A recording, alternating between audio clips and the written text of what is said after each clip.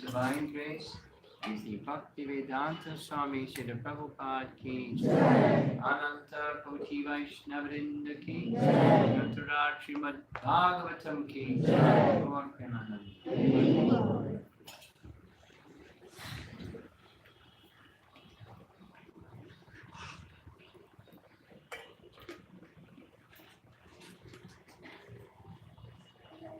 If my memory serves me right, last time I was here, you had just received a big shipment of BBT books, and there were BBT book boxes lined up all over the place here.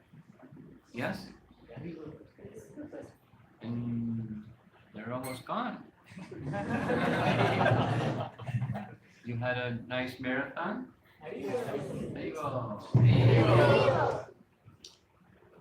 And now we're going to hear from one of those books, Srimad Bhagavatam. Is there anybody here that's really new and would need an introduction to who is Prahalad Maharaj? Everybody knows, right? Anybody not know and needs an introduction?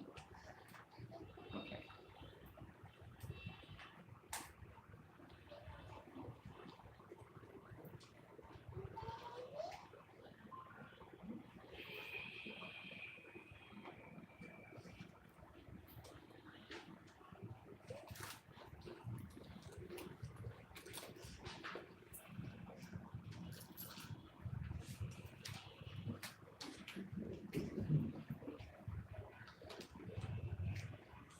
Big smiles. For 5 minutes, you'll be able to be quiet. Do some noise again. If your child makes noise again, without my having to do what I just did, you please do needful, okay? Thank you.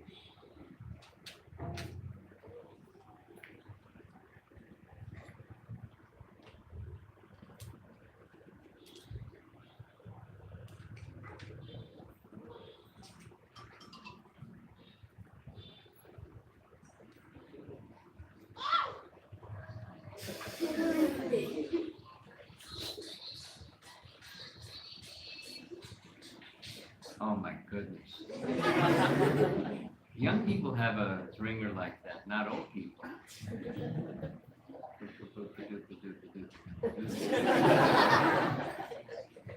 If you have a cell phone, turn it into vibrate, not off. Right now, if you have one, just check it. Better check mine. Mine's down.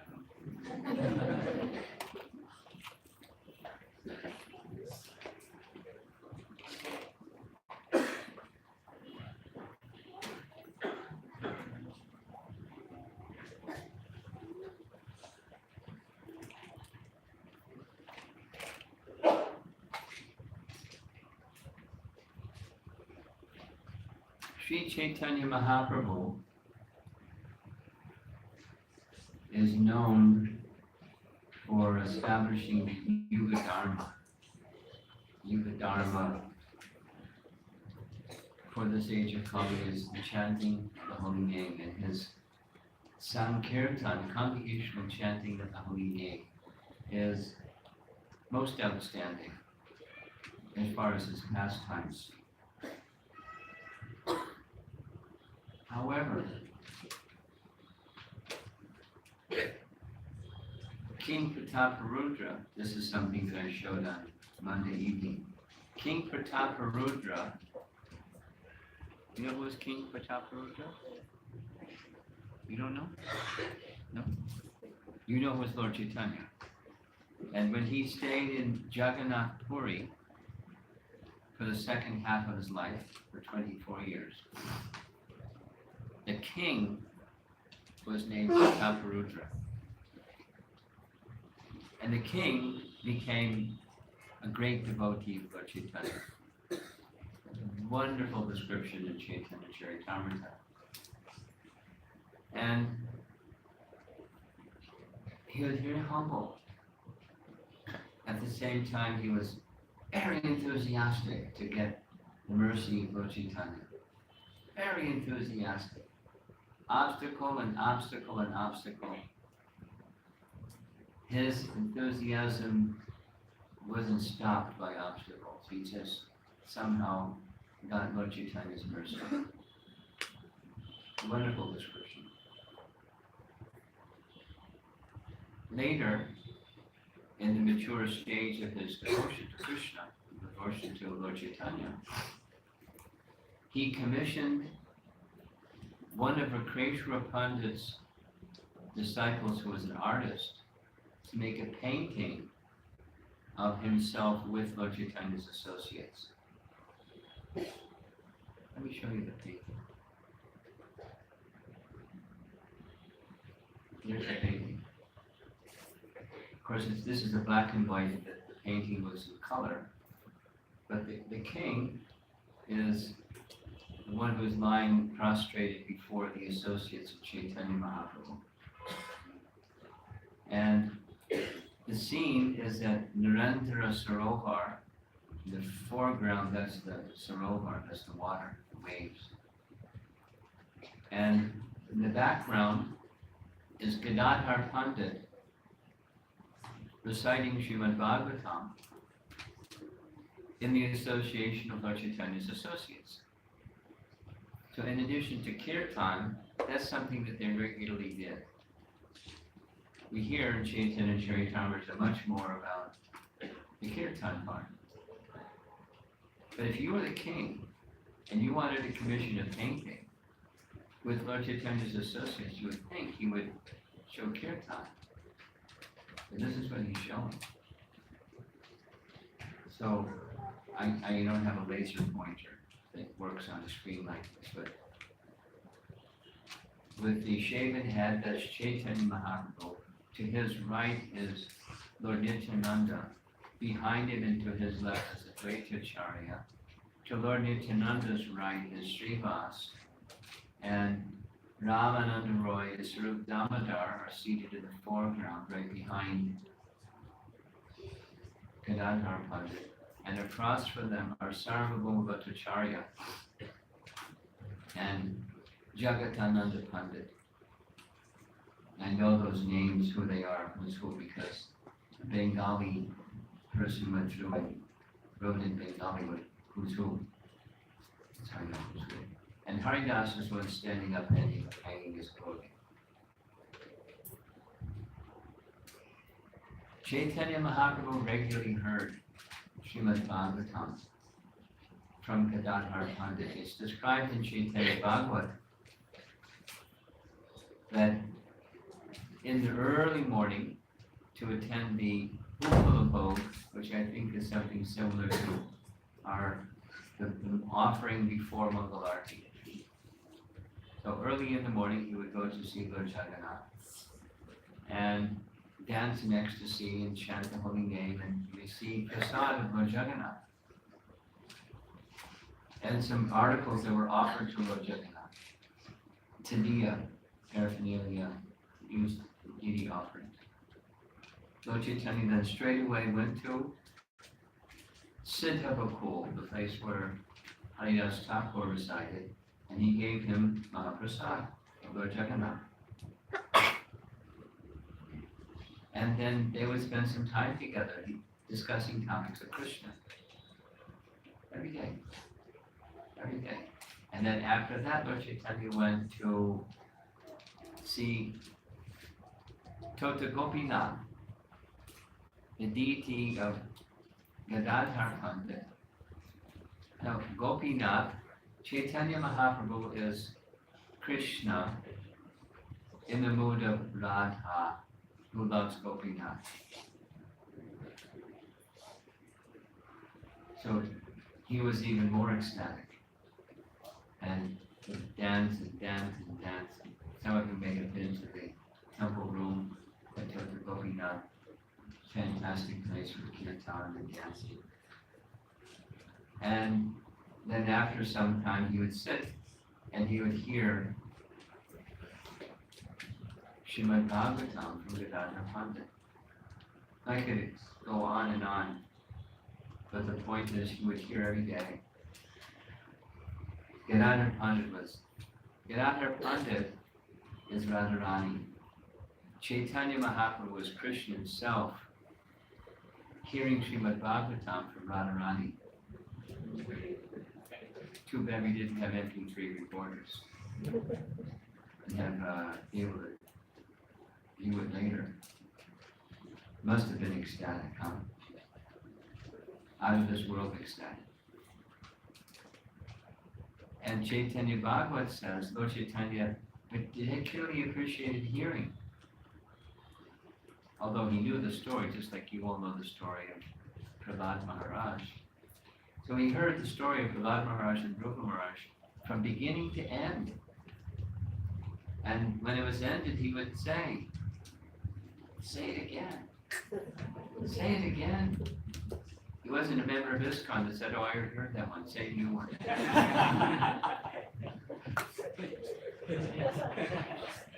Say it again. Because the sweetness of the Bhagavatam is meant for hearing again and again.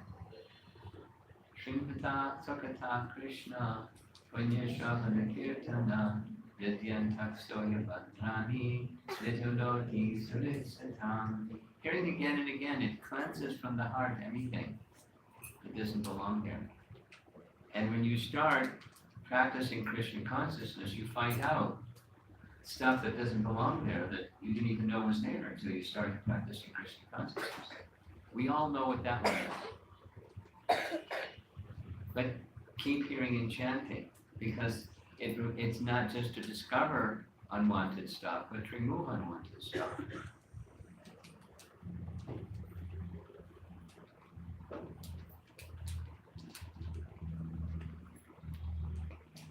So although we've heard the story of Prahalad Maharaj again and again, let's hear it again and again.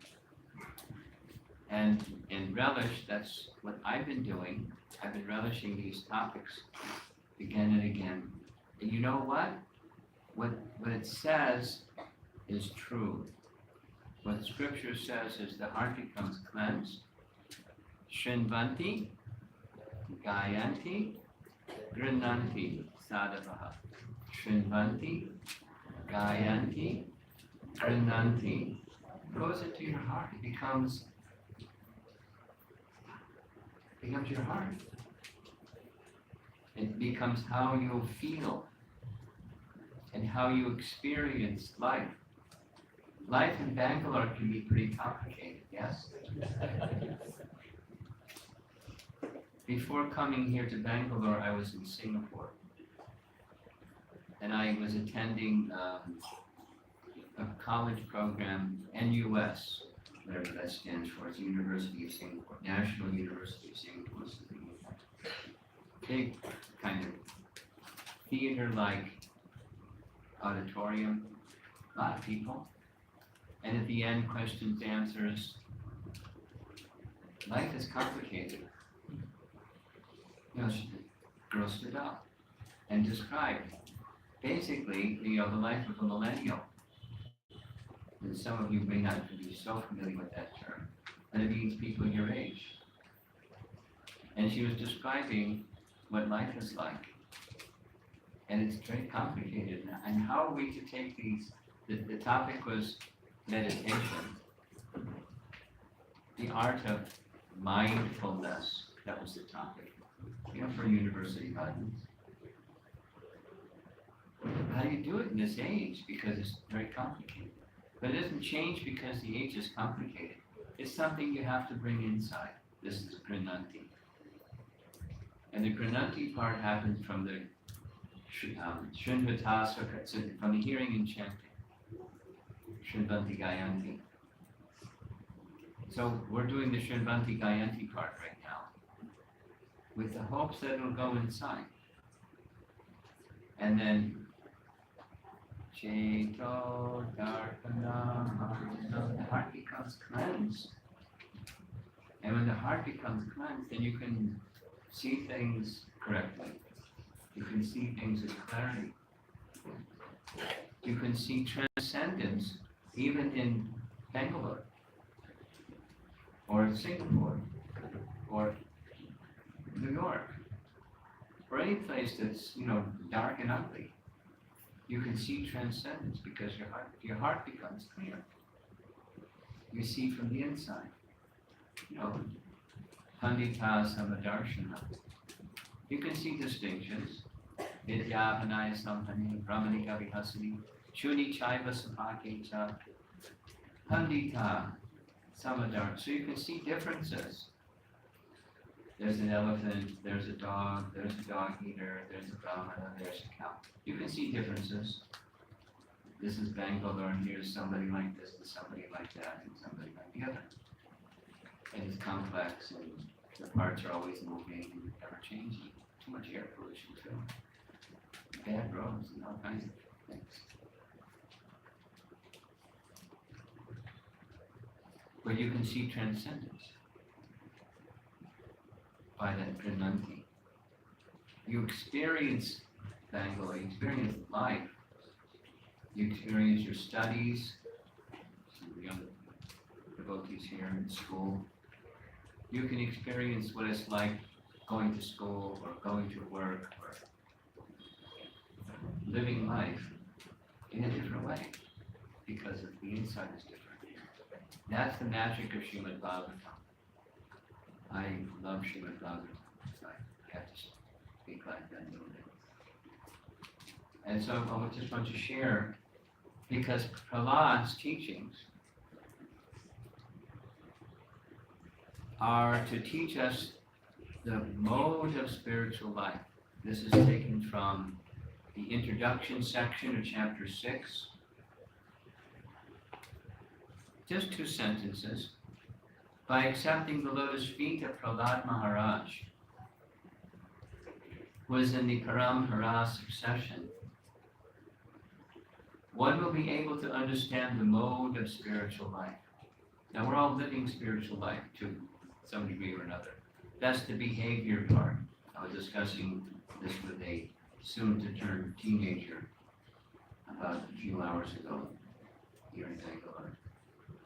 There's behaviors of a devotee, and then there's the values of a life of devotion upon which the behaviors rest. And then below that, there's who we really are. There are things that are changing, and there are things that are unchanging. And those things that are unchanging is who we really are.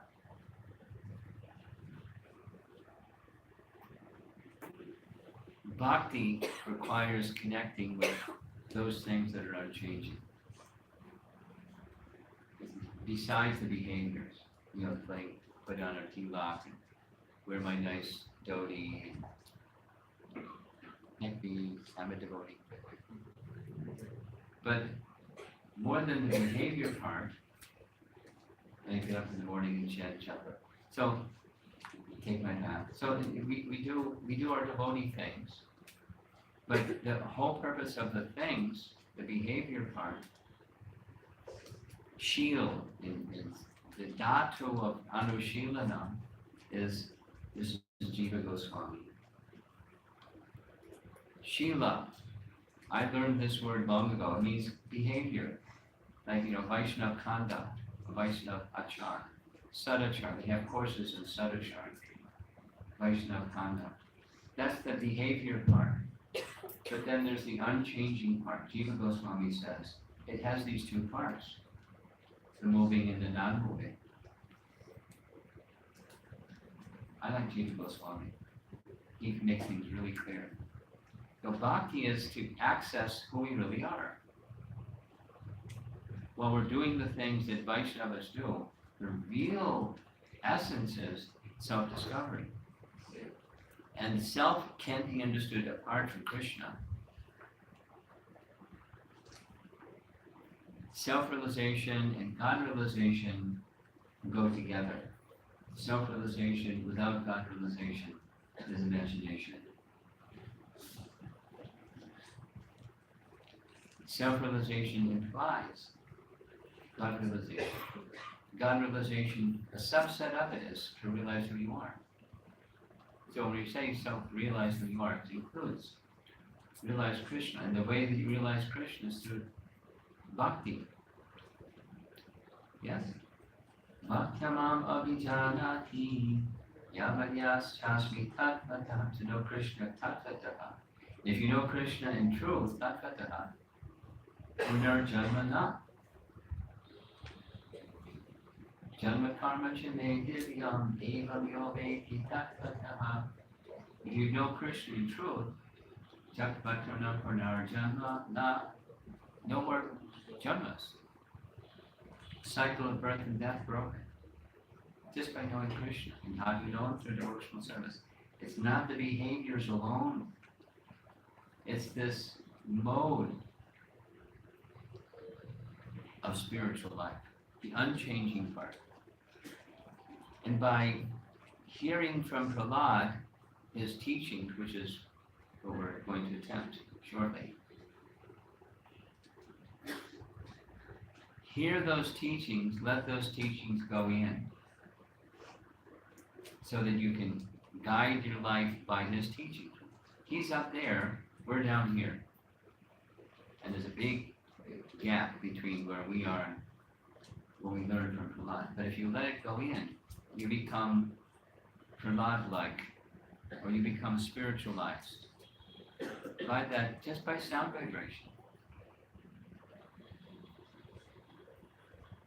And then you can understand the mode of spiritual life. It becomes you, or it becomes the realization of who you are. Because it's right in his teachings. We're all parts and parcels of Krishna meant for his service. You can realize that even in Bangalore, or even in New York, or even in Singapore. whether you're a young person or an older person or somewhere in between. There's no boundaries. There's no material qualification, no material disqualification. No boundaries. But it requires the mode of spiritual activity, spiritual life. So that's why we're hearing Prahalad Maharaj. Now I have to go back.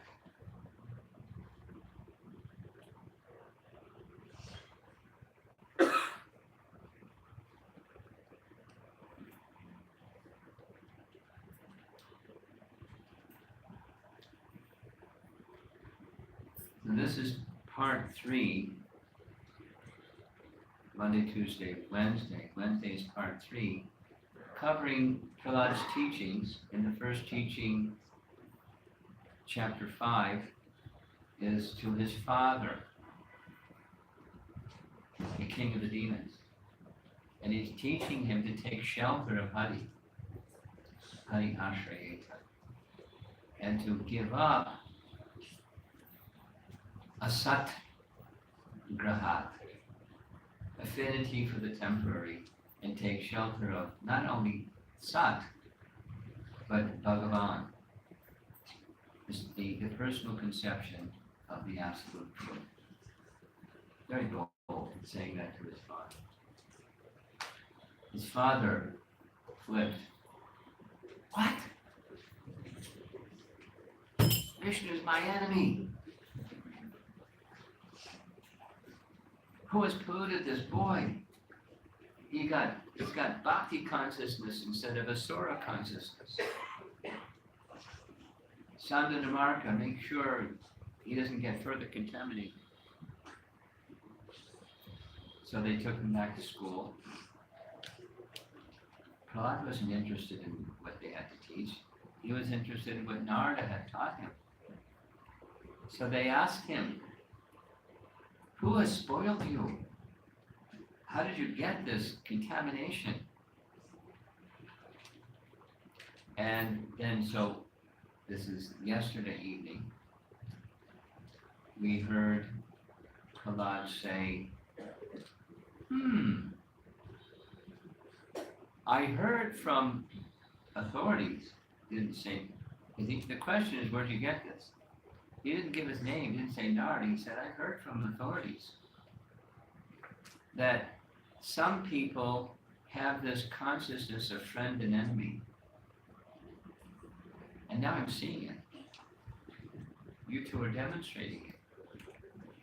Then he says, this seeing, repeating the message, seeing friend and enemy is part of the deluding potency of the Supreme Personality of Godhead that causes one to see friend and enemy. But when one is not involved with the deluding potency, one sees differently. And one sees everyone as a part and parcel of the Supreme Personality of Godhead, and therefore they see with equality, with equanimity, with poise, and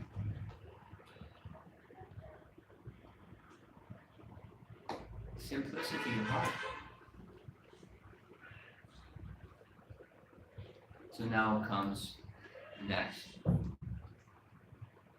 Persons who always think in terms of enemy and friend are unable to ascertain the supersoul within themselves, not to speak of them. Even such exalted persons as Lord Brahma, who is fully conversant with the Vedic literature, are sometimes bewildered in following the principles of devotional service. That same Supreme Personality Godhead which created the situation has certainly given me the intelligence to take the side of your so-called enemy. So he's answering the question. Where did you get it? Supersoul. Now, the Supersoul has guided you, the same Supersoul has guided you through his deluding potency to see in terms of friend and enemy. And when you see in terms of friend and enemy, devotees, When you see in this consciousness of duality, you lose track of who you are. What you lose, anything that's eternal, you lose it. It just like poof, disappears. It doesn't go away. You're still who you are, and there's still the super soul, but you can't access it at all.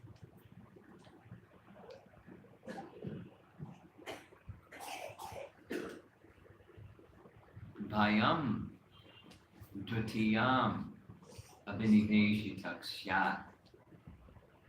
Nice verse, Bhagavatam. Dutiyam, this is duality. Abhinivesh means absorption in. When you're absorbed, when you're too much attached to the temporary, because the temporary is this world of duality. When you're too much attached to it, bhayam, fear arises, syat, enemy. Immediately, it's just like if you fast. It's very predictable what will happen if you fast. We've all experienced, probably even the children have experienced fasting for some on Janmashtami. Fasting? No? No. When you're a little older, maybe you'll do some fasting for Janmashtami. Here's what you'll experience. Your limbs become a little weak. And because it's Janmashtami, it's fine, but at some point you start to feel a little hungry, but you don't pay attention to it because it's Janmashtami. And then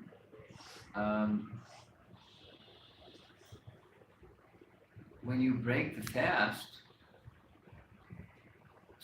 as much as it's predictable what happens when you fast, when you break the fast, it's equally predictable.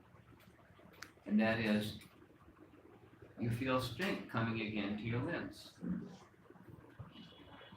And the hunger subsides. And finally,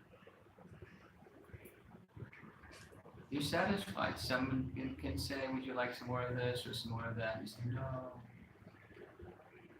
I'm fine. Thank you. Same.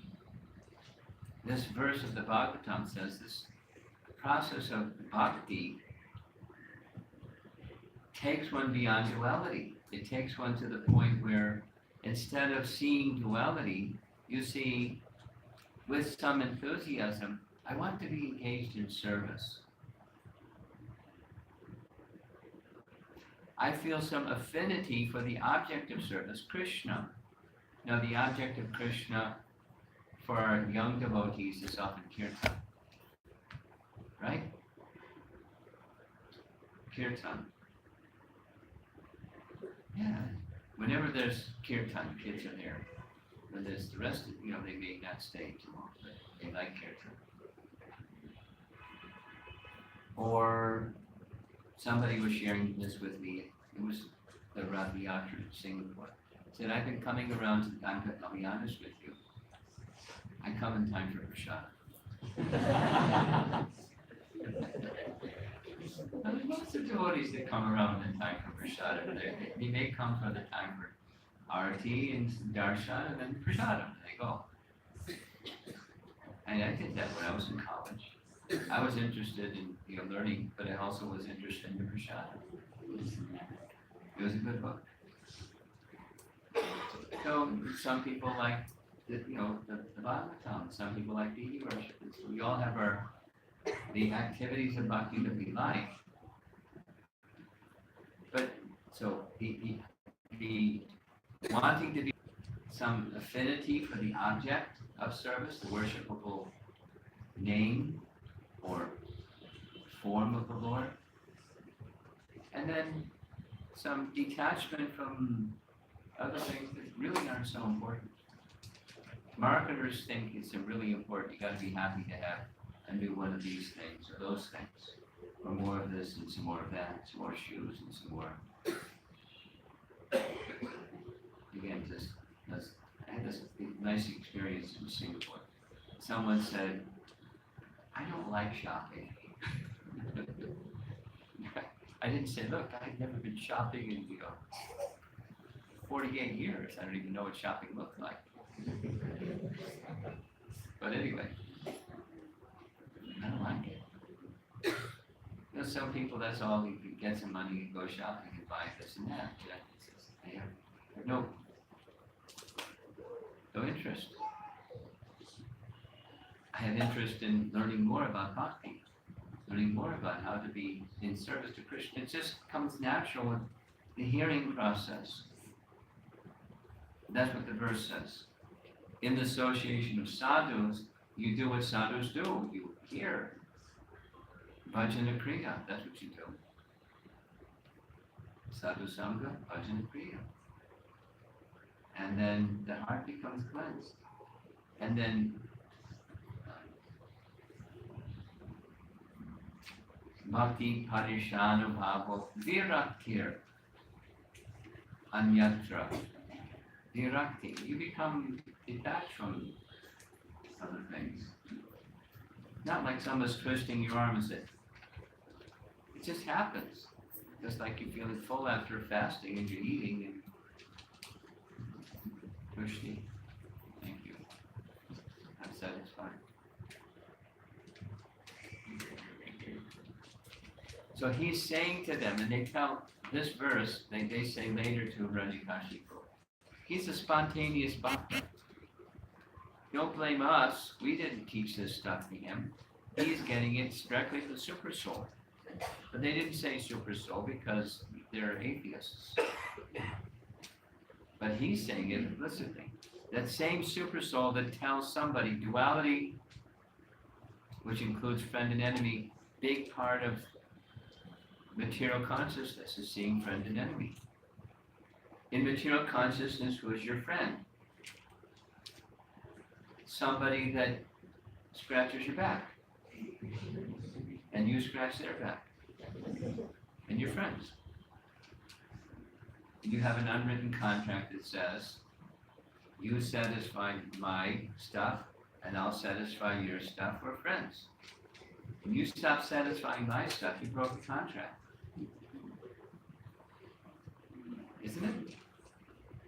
We all had association before we became devotees, and where are all those people now? They weren't really friends. But there was some kind of pain for them and for us when, our friends went bye-bye. Because we weren't fun anymore. We didn't do stuff. We all know what that one is. But they weren't really friends anyways. They were in this friend-enemy category. They're not enemies, they're not friends. They're spirit souls that forgot Krishna. And we were also spirit souls that forgot Krishna. And when you start to remember Krishna, you're not fun anymore. You don't do the sense gratifying things together anymore. Just don't have interest in it anymore.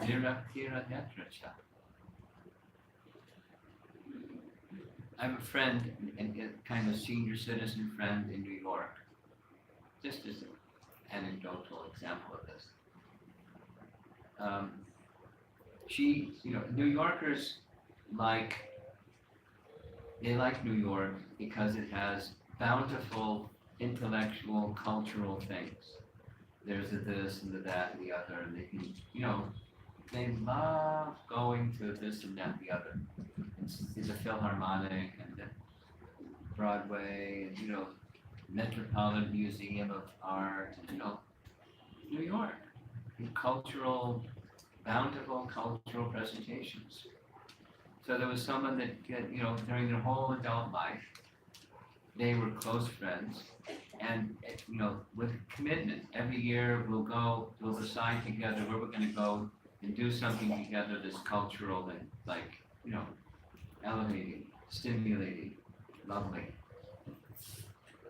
And after one of those two people became a devotee, she just didn't want to do that anymore. I'd rather sit and read the Bhagavatam. My friend went, wow. Our friendship is broken? Well, our friendship is just not on the basis of doing that stuff anymore. well, you're not my friend anymore. I mean, it wasn't exactly, it wasn't like that. That's not really what friendship is. That's what material friendship is, and people that get in the way of what you want to do, that's an enemy. And so we have, it's Kali Yuga. People become enemies over nothing. It's really sad, but it's abundant. So, where does that consciousness of friend and enemy? It's those who take shelter of duality. And then they lose sight of who they are, they lose sight of super soul, they lose sight of everything that's sat because of absorption in asat. That's what happens. And then the same super soul has given Prahalad affinity for sat. You want to know where it came from? Super soul. I didn't say Narada trained me up how to be in contact with Lord Vishnu, but it's true. Here's Prabhupada. Prahalad Maharaj admitted frankly, my dear teachers, you wrongly think that Lord Vishnu is your enemy. But because he is favorable toward me, I understand that he is the friend of everyone. You may think that I have taken the side of your enemy, but factually, he has bestowed a great favor upon me. And then he explains this principle by using the example of a magnet. Oh, Brahmanas, as iron attracted by a magnetic stone moves automatically toward the magnet, my consciousness, having been changed by his will, is attracted by Lord Vishnu, who carries a disc in his hand. Thus I have no independence. I was just listening to Prabhupada explaining nectar devotion. He was saying, if the iron is rusty, then it doesn't get attracted to the magnet. So you have to de-rust the iron. And so we're in the rusty condition. Therefore we need sadhana. And it may appear to be a little slow, the de-rusting process. Some people it's quick. It has to do with their many lifetimes of activities of devotion now continuing in this lifetime. And we may not have had those many lifetimes. So it's a little slow. But the de-rusting process is necessary so that that which is natural for iron to be attracted to a magnet, they don't have to go to iron school. They're attracted to a magnet. It's just law of nature. Simply spiritual nature is we're attracted to the all attractive.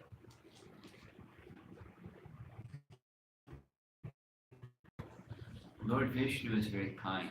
He doesn't say Narada sent him, but Narada sent him. He sent Narada. And Narada trained him. For iron to be attracted by a magnet is natural. Similarly, for all living entities to be attracted to Lord Krishna is natural. And Prabhupada goes on to say, Krishna is all attractive for everyone. And the supramost exalted position of that is in Vrindavan. The natural situation of everyone in Vrindavan is where the flowers and the fruits in the gardens are attracted. The waves of the Yamuna are attracted. And the land, the sky, trees, plants, animals, and all the living beings are attracted by Krishna. And then we have this material world. People are attracted not to Krishna. Is that a rupee or what is it? Looks like a dollar. Just contrary to the affairs of Vrindavan, is the material world where no one is attracted by Krishna and everyone is attracted by Maya. And that was exactly what Prahalad said to his father. Hiranyakashipu, who was in the material world, was attracted by women and money. Prahalad said, because of being unnaturally attracted, unattracted by Krishna. So that's the de-rusting process was necessary. And how is that possible? Through sound. It's a very simple and very sublime method. We just have to hear. I mean, there's qualitative hearing. We hear with some eagerness. We hear not with the outer ear, but the inner ear. What does that mean? It means, you really want to know, not just information, no transformation. You want transformation. But hearing properly means I'm seeking to know who I really am. And I have some faith that this medicine that's taken through the ear will cure my disease.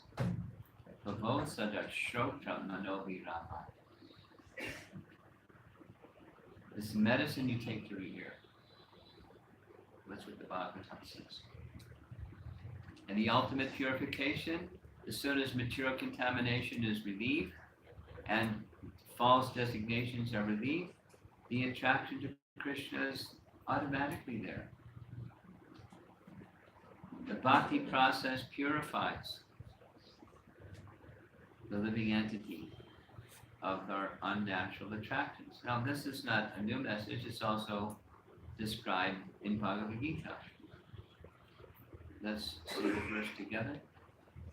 Yesham tatakatam taham jananam pundikarmanam evanshamo hashirmukha bhajante mam pratavrata. I put in bold letters as K dvandva moha nirmukta. So dvandva, there's that duality thing again.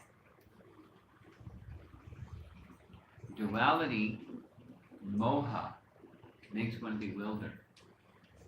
Same message. Bhagavad Gita language is saying, when you become too much, overly attracted to it and have affinity for the temporary, duality takes over. What Prahalad said to his father is samudvigna diyam. So D means intelligence. And sumudvigna means anxiety. Your mind becomes bewildered. The intelligence can't discriminate properly.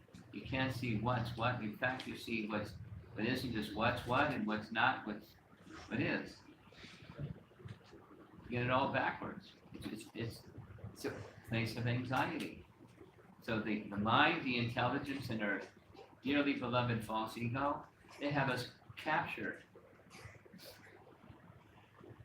And it's sound vibration that can free us, properly heard from the proper source.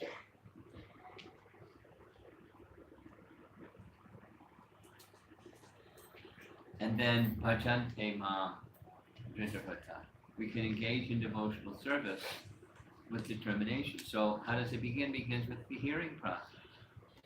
Everyone in this material world is contaminated by material desire. Thus, one is freed from all material desires. Anyavilasha shunyam. One cannot be attracted by Krishna.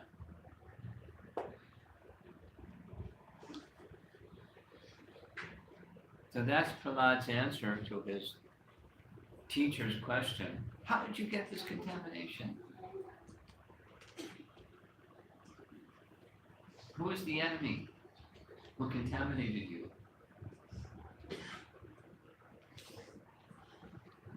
Same knee-jerk reaction of his father.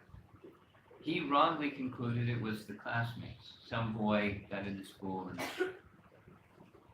polluted Prahalad's intelligence. Chanda and Namarka are wondering the same question. How did this good boy become a bad one. He's supposed to become an Asura, now he's a Vaishnava. Terrible.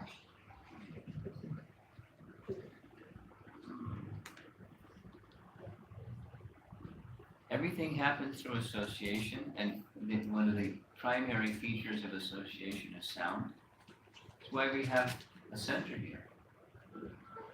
Kirtan and discuss topics of Krishna. Atakshi Krishna Namadi Nampaved Ryan Indriyai Sevan Mukhi Jiva Dao Swami-Teachings. Nice verse, teaching of Rupa Goswami. Paraphrasing it. Realizing Krishna isn't easy because our consciousness is contaminated. But it's possible, beginning from engaging the tongue in service. So the tongue has two functions. This is Prabhupada's teaching. Making some sound and tasting. So we just practice making spiritual sound and tasting Krishna Prasad.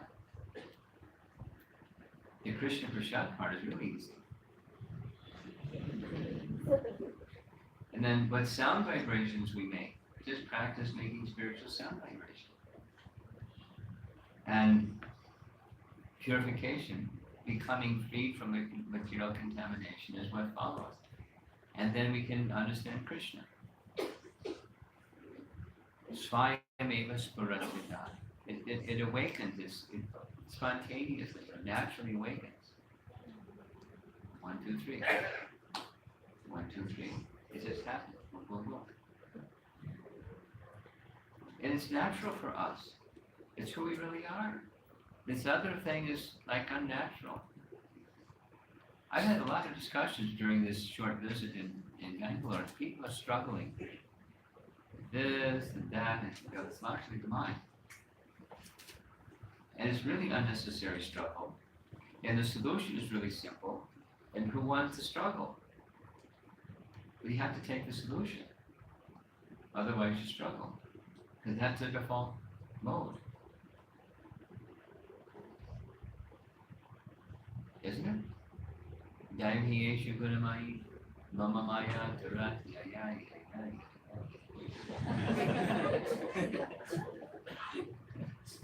Very difficult. Solution? Mam eva ye prapadyante. Mam eva ye prapadyante. Ye is those people that are doing this struggle thing. Those persons just mam prapadyante. And eva is certainly, just surrender to me. Maya metam taratite.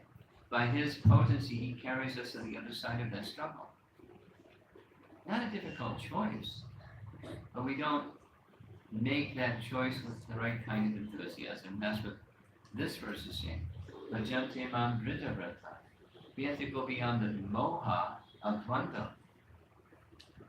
We have to be engaged in devotional service through this process of sound vibration, hearing the holy name, and hearing the Srimad Bhagavatam.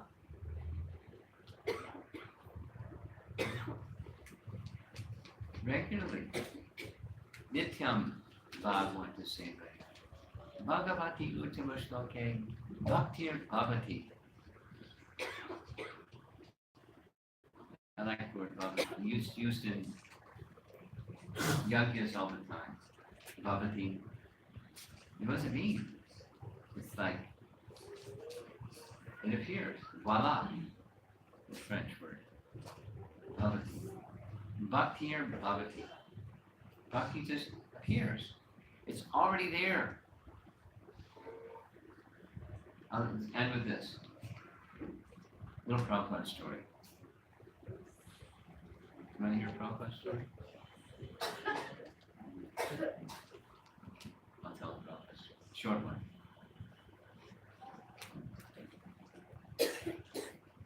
In the very beginning days of the Hare Krishna movement, Prabhupada struggled.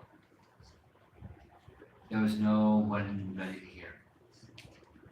A whole year passed. Finally, it started to happen. Some devotees, they got little narrow storefront. We still have lease on that thing, 26 Second Avenue. And the devotees came together, and for 2 to 3 hours, 3 nights of the week, it was kirtan with Prabhupada. Imagine, close your eyes and imagine in kirtan, not just hearing a recording, but in kirtan with a pure devotee, Srila Prabhupada, for 2 to 3 hours. The devotees became ecstatic, they started dancing. There's videos of those early days, very strange looking people dancing. And then Bhagavad Gita class. So that went on for some months. And finally it grew and grew and grew, and Ramananda said, Prabhupada, wouldn't it be nice if we could take this out into the public? Something like Shiva Sangha, they had kirtan at night, and then after some time they went into the public. Same dynamic. Very, very natural flow. So Prabhupada said, yes, very good. Like I've been waiting for you to make that suggestion. But you have to get a permit, so we won't have any problem with the police. So they got a permit in Tompkins Square Park, and they went in procession to Tompkins Square Park, sat under that elm tree, famous place. There's a plaque there, the elm tree, the Prahalad tree, right in the park. And same thing, kirtan for 3 hours. It was a big crowd of people. They'd never seen anything like this with this Martian that came in for a landing, dressed differently than everybody else. And then the kirtan stopped, and Prabhupada stood up. There's this photograph. What's this person going to say? So what would you say if you were close your eyes and you're a world acharya and you're going to speak for the first time to the public in New York City? What are you going to say? Here's what Prabhupada said. I wasn't there, but I heard from someone who was there. I'll say it twice. I have not come to teach you something new. I have come to remind you of that which you have forgotten. Cool, huh?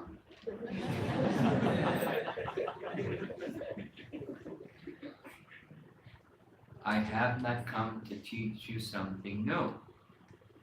I've come to remind you of that which you have forgotten. Nitya Siddha, Krishna Prema Sadhikavodai, Shravanadi, beginning with hearing. Shuddha Chitte, consciousness becomes Shuddha. Infallible, consciousness, hearing from the right source. And then that Nitya Siddha that's already there in the heart becomes awakened by sound. Call it a mystical process. Call it a spiritual science. Call it whatever you like. It works. Just have to hear from the right source with this qualitative, I want to understand. I want to know. That's all. You have to believe anything. You have to be from India. You just have to want to know. And hear the sound from the right source. Bhakti Bhagavati. Nashti.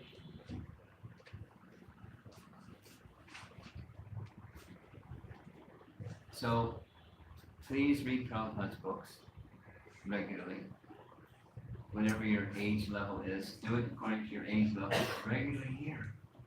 And receive. Prananti.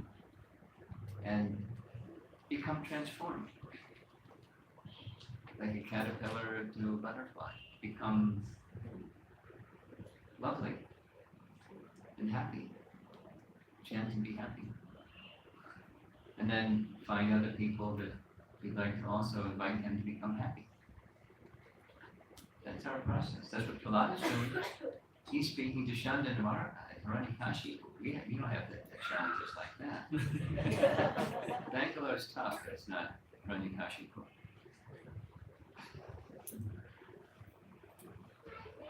First receive, then what you have received, you give that.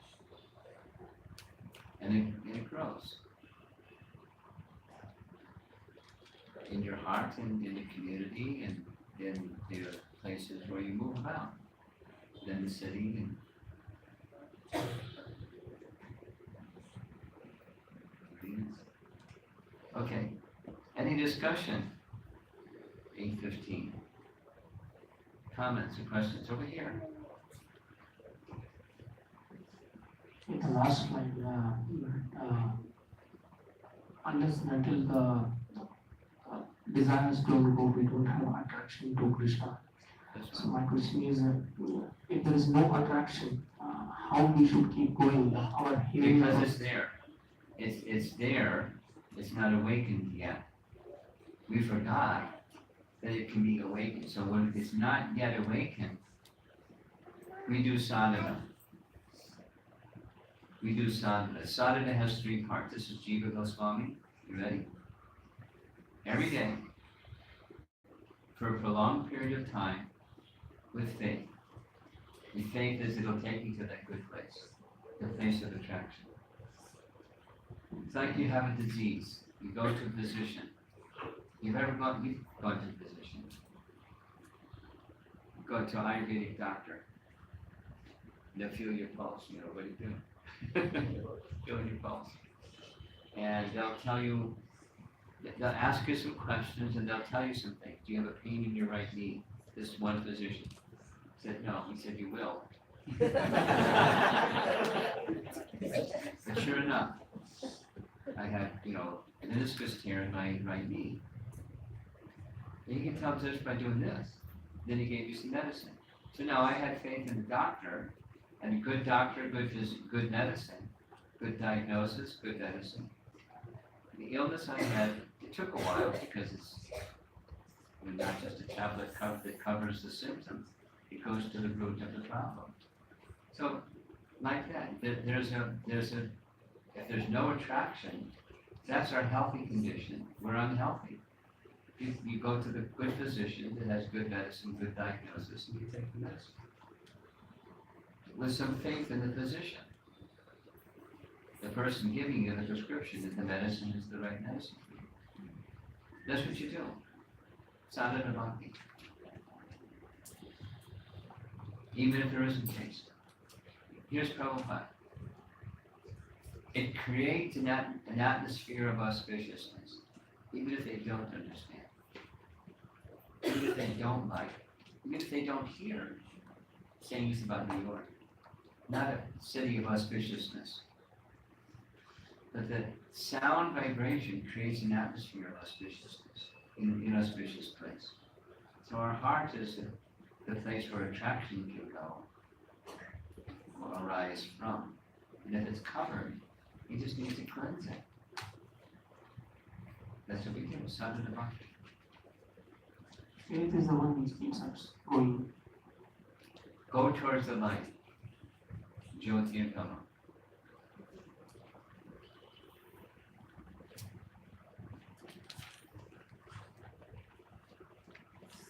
Question all the way back.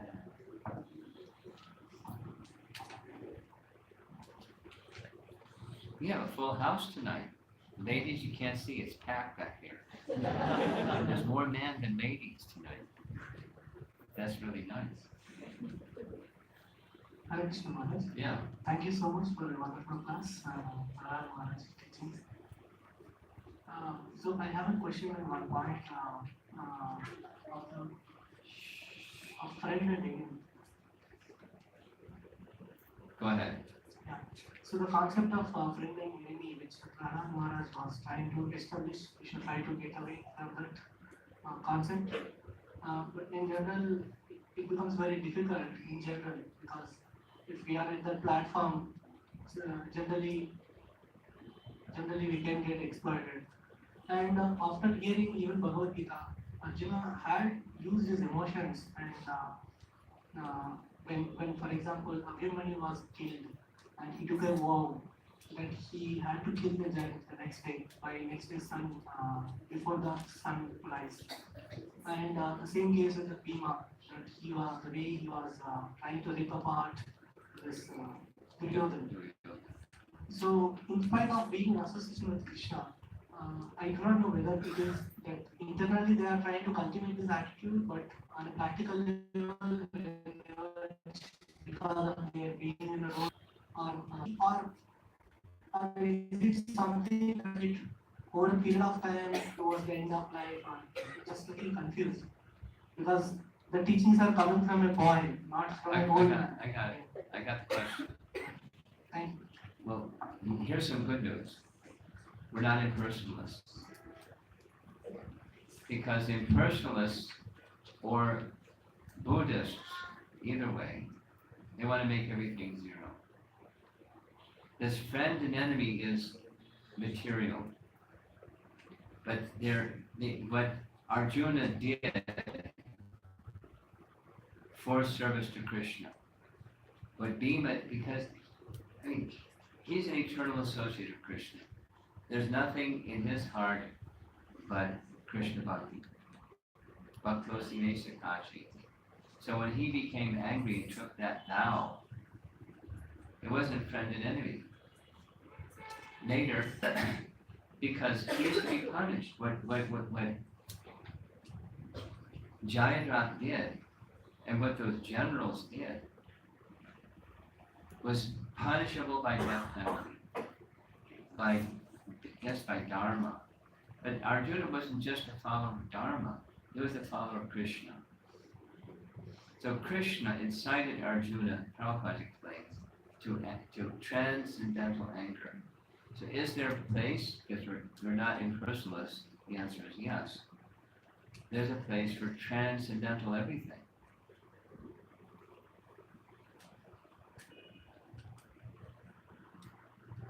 Narottam Das Thakur expresses this. He points to, he didn't use Hanuman's example, but Hanuman. So when he found Sita, he wanted to teach them a lesson. Ram is coming. And so in anger, he lit the whole city on fire. Now anyway, it's an example of the use of something in service to the Supreme Lord, which is different than friends and enemy consciousness. There's material consciousness and there's transcendental consciousness. Krishna has transcendental consciousness. Na me dveshosti na priyaha. And in the same verse, that he has special affinity for his devotee. So, Paramatma is in this neutral position, and Bhagavan has love for his devotee. As exists in Krishna, the Supreme Person, exists in the devotee. The devotee only wants what Krishna wants. And Arjuna isn't going to do anything other than what Krishna wants. So when he took that vow to kill Jayadratha in Mount Bard, Krishna came to him that evening and said, "Why did you take such a terrible vow?" And Arjuna smiled and said, "Because I knew you'd help me." Because he used to be punished, and Krishna wanted it. These demoniac kings should be removed from the planet Earth. That's one of his reasons for coming. Arjuna, you're my instrument. Nimitta Matra. So to do that, Krishna incited Arjuna to transcendental anger. It's beyond Dharma, transcendental anger. In the case of these examples that you pointed to. So now back to, what about little old us? We're advised against the duality position. And so your question has two parts. For the elevated persons, how do we understand their conduct? And then what about us? Because we're not in that elevated position. We're not Shuddha Bhaktas like Arjuna. So how we can deal with this advice of not seeing in terms of duality? Well, the advice is see the soul. And that not also starts with seeing within. I struggle with, this is personal. Some years ago I was a teenager. It's true, I was a teenager.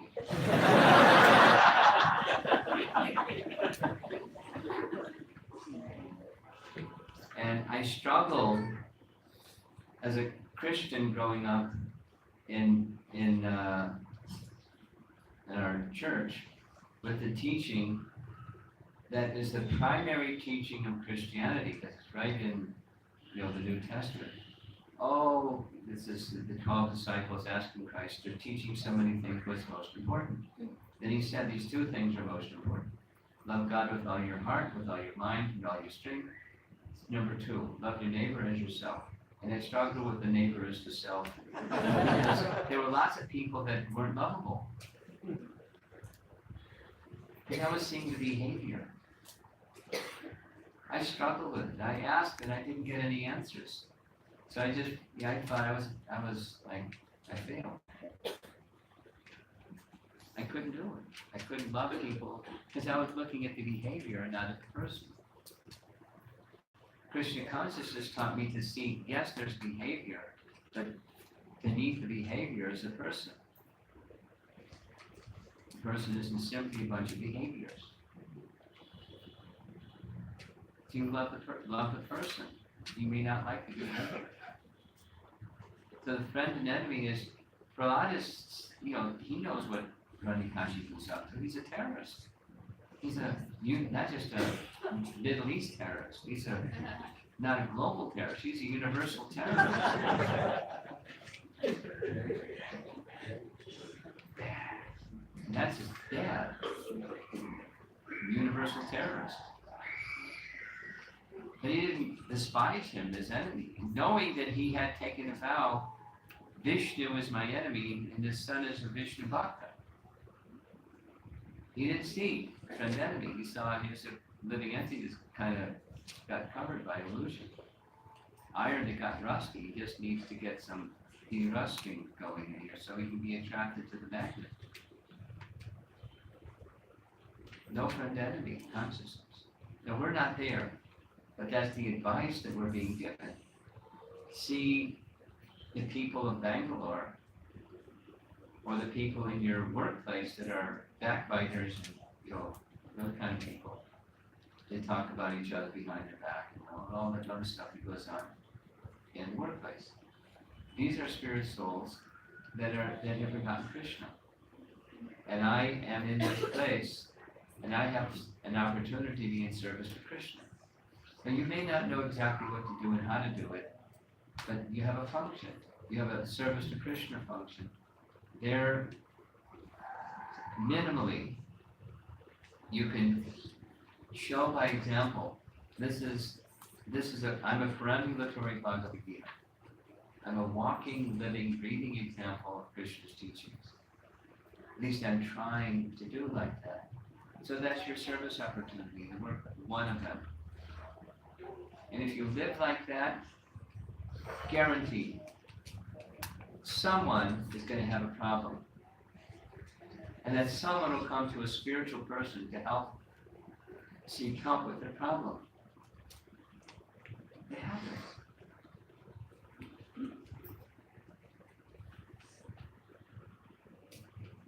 So be the example-setting Vaishnava in the workplace. I'm never going to meet those people.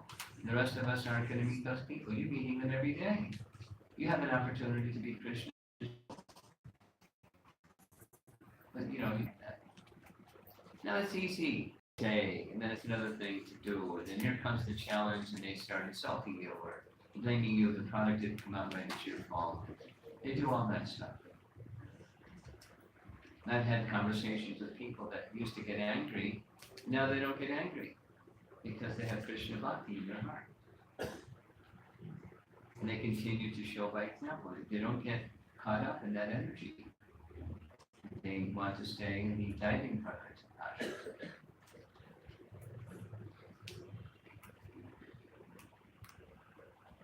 Is it possible? Yes, it's possible.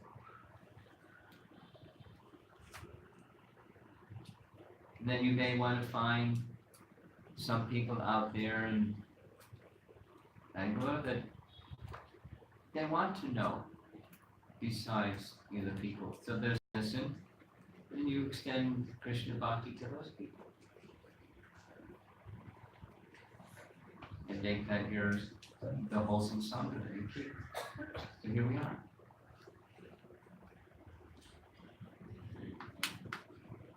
Become sadhu-like, become good association for those who are close to you. Improve yourself from within. That's our project. And then discover who in a deeper sense, who we really are. Besides the mind and goes over here and goes over there. That's not who we are.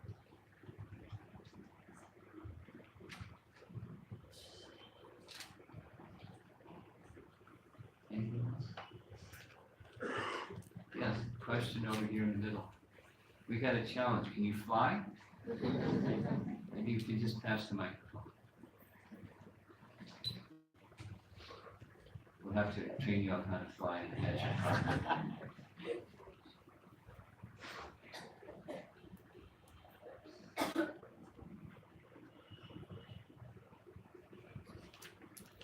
Hare Krishna Maharaj, Bhagavad Pranam.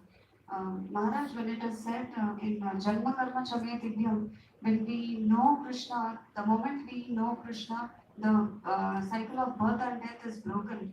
What is the exact meaning of knowing Krishna? What's the exact meaning? I won't tell you. I'll tell you something.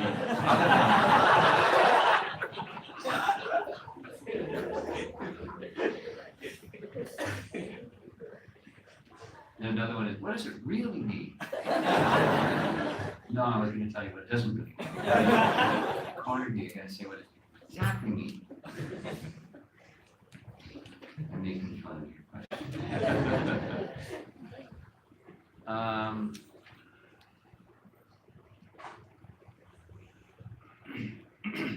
It's gradual.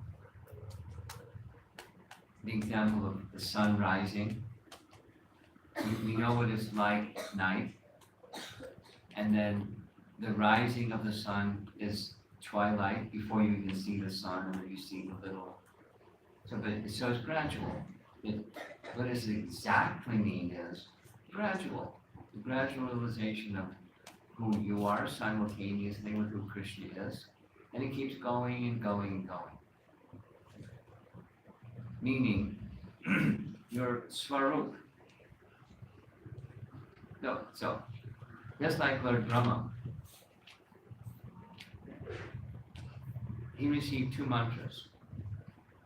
One, he received from the prototype Saraswati, the second from the flute of Krishna. From the first one, he realized his identity as a spirit soul. Could you lean this way so I can have eye contact? Okay, good. Thank you. Because she's doing this and that.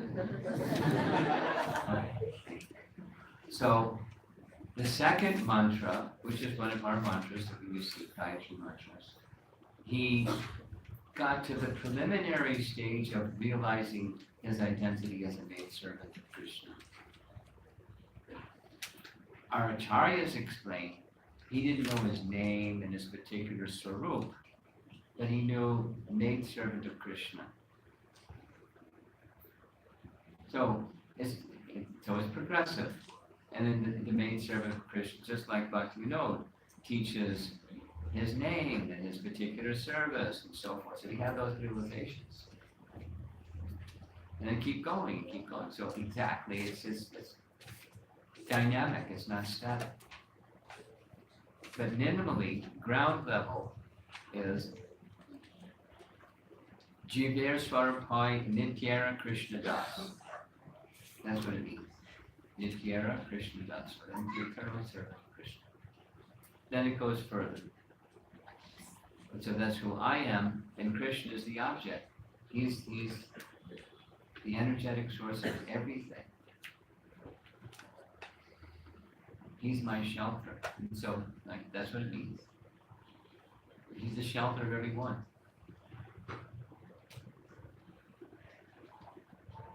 He's a supreme loving person. He's very kind. And then there's degrees.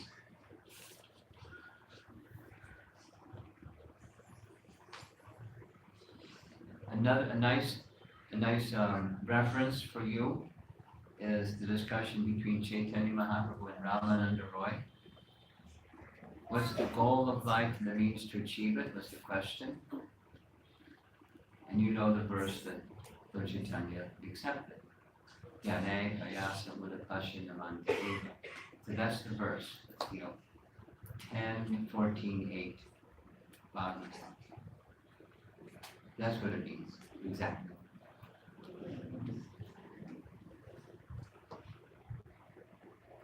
And then it continues. It's unfolding and unfolding ever. It's not static, it's dynamic. But the big preliminary is that one.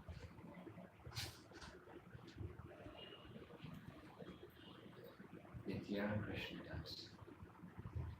Gopi Bharto Padakamli or Das Das. That's another.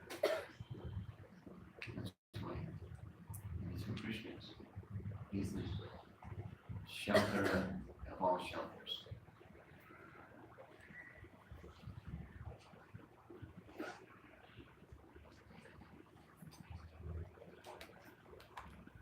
Yes.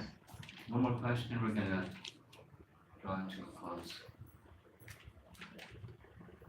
Go ahead, speak. How to improve the quality hearing? How to do what? How to improve How to improve quality? quality of hearing? By practice.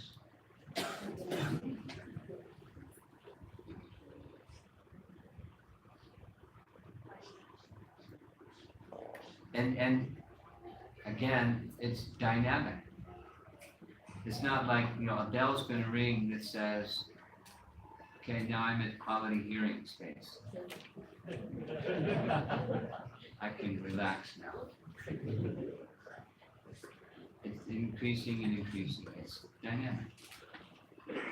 So quality is the effort to do so. Perfection in bhakti is making the effort to achieve perfection in bhakti.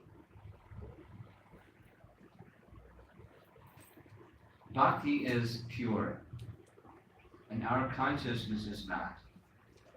And we're engaged in bhakti that's pure in impure consciousness. So we have to strive, know what the goal is. It's unobstructed.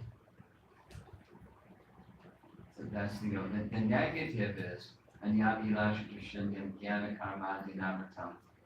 The positive is anukoyena Krishna anushilana. So we're striving towards Krishna to be pleased by that hearing process. So if your mood is, I want to be in service to Krishna, the way that I can access that mood of service to Krishna is through the sound vibration. Let me serve that sound vibration. This is a teaching in Adi Lila, chapter 8. The mood of service to the sound vibration will improve the quality of your hearing. Should I say it again? I'll say it again. The mood of service. No. I'm saying it just, I'm pausing so you have to repeat it. So it goes in. Krinanti. The mood of service to the sound establishes the consciousness that the sound and the person are non-different. And then you're with Krishna. So the mood of service to that sound increases the quality of your sound. Your quality of your hearing. The mood of service to the sound. Dasosmi, there's the sound vibration, there's kirtan, there's japa, of this Bhagavad Gita, I'm the servant of that sound vibration. It goes in. And that's what I do. It's how I live my life. There's no separation between the sound and my life, because it went in.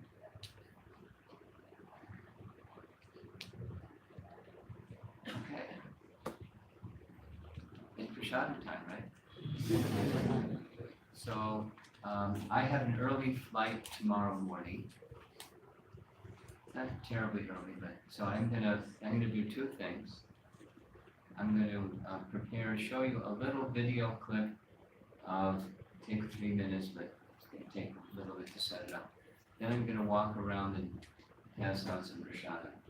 And then I'm going to disappear into the night.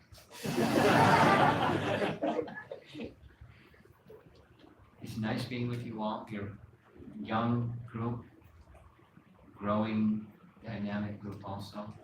I'm very happy to be with you. Look forward to visiting again.